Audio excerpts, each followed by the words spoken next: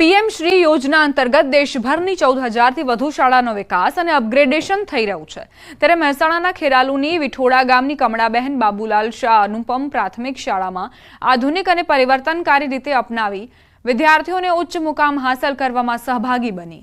શાળામાં વિદ્યાર્થીઓ માટે અલગ ચિત્ર રૂમ, અલગ સંગીત રૂમ તેમજ ડમ્પ મેનેજમેન્ટ થકી જોખમી કચરો, સેનિટરી કચરો અને ભીનો કચરો અલગ પાડી મારી શાળા સ્વચ્છ શાળાના સૂત્ર સાથે સ્વચ્છતાના પાઠ ભણાવવામાં આવે છે।